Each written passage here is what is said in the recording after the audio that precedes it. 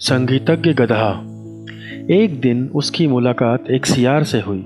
दोनों में मित्रता हुई और फिर वे दोनों मिलजुल कर भोजन की खोज करने लगे।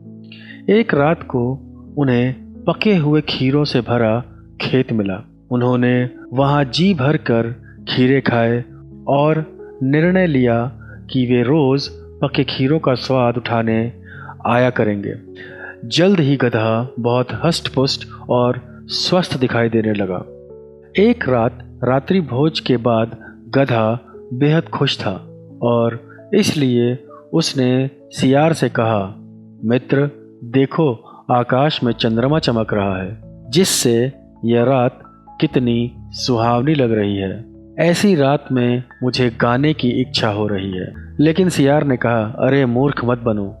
अगर तुम गाना गाने लगे तो पास ही सोए हुए किसान जाग जाएंगे, जो उठकर हमें मारेंगे। लेकिन गधा कुछ सुनने के लिए राजी नहीं था।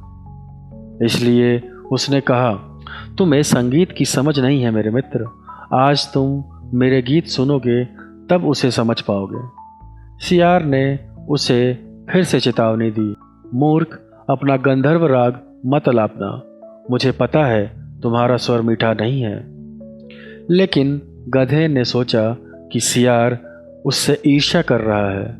उसने कहा, तुम सोचते हो मैं मीठा नहीं गा सकता, तो आज तुम्हारा यह भ्रम मैं तोड़ दूंगा। ऐसा कहकर उसने आसमान की ओर अपना मुंह किया। गधे को गीत गाने के लिए तैयार होता देख सियार ने कहा, मित्र, तुम्हें जितने गीत गाने हैं तुम गाओ, मैं तुम्हारा बाहर इंतजार करता हूँ। ऐसा कहकर वह सरपट दौड़ गया। उधर खेत से गधे की रेंगने की आवाज़ सुनकर किसान जाग गया और डंडा लेकर उस ओर दौड़ा। गधा समीप आते खतरे से बेखबर रेंगने में मस्त था। क्रोधित किसान ने गधे को धर दबोचा और अच्छी धुनाई की। दर्द से चिल्लाता हुआ गधा नीचे गिर पड़ा। तब किसान ने उसे रस्सी से बांधकर छोड़ दिया ताकि अगली सुबह आकर उधर से उसकी खबर ले सके।